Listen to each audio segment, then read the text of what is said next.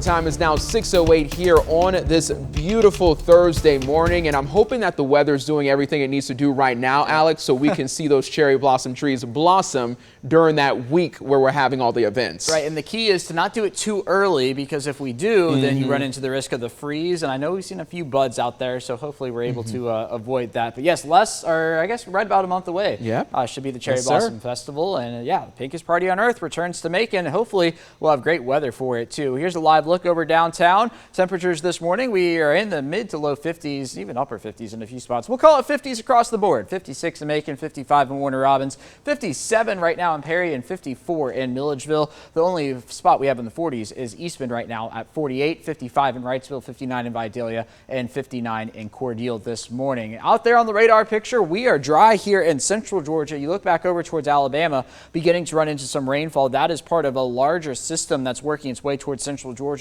So a steadier rain, in fact, a cold front right now from central Alabama down through southern Alabama, moving towards the Chattahoochee River. But it's going to be falling apart as it moves into our area, only bringing with it a few showers or so later this afternoon. So there's the noon hour, overcast skies, the southerly wind continuing. Here are the showers I'm talking about, and even as we head into the evening tonight, say from 5 to 11 p.m., could pick up maybe even some heavy rainfall in a few spots. Not expecting a whole lot in the way of thunderstorms. The atmosphere is not right for that tonight, but as we get into the overnight hours, that will begin to lift away. Waking up tomorrow morning, actually mostly dry across central Georgia with maybe even a few breaks in the clouds, but by the time we get to the noon hour, especially down to the south, we're going to begin to see the steadier rain build in as that continues to lift towards the north and east. And by the time we get to tomorrow afternoon and evening, a steady rain mainly along and south of Interstate 16, maybe a few dry hours up to the north. But by the time we get to Saturday, everybody is going to be locked into the rainfall, and Saturday is just going to be a washout. There's really no other way to say it. If you have outdoor plans on Saturday,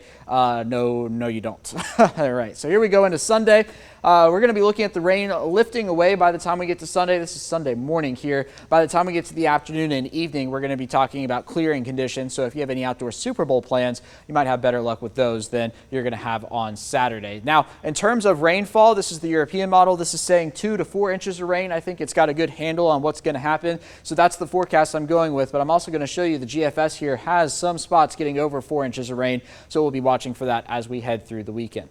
Now, we were talking about it earlier. Today, the 50th anniversary of the 1973 February snowstorm, over a 50-mile swath of a foot of snow here in central Georgia, with the highest amounts happening back over towards Crawford, Upson, and Taylor counties. We'll be talking much more about this and taking a look at video from the archives coming up here in just a little bit. 72 today with on and off rain, calling it scattered showers. Sunrises at 7:23, and over the next 3 days, it is going to be a rainy stretch into the weekend. An 80% chance of rain on Saturday, 30% on Sunday. That's going to come during the morning hours, and then into next week, we will begin to clear out. 66 for Monday, 69 on Tuesday. And by the time we get to next week, looking at 71 on Wednesday.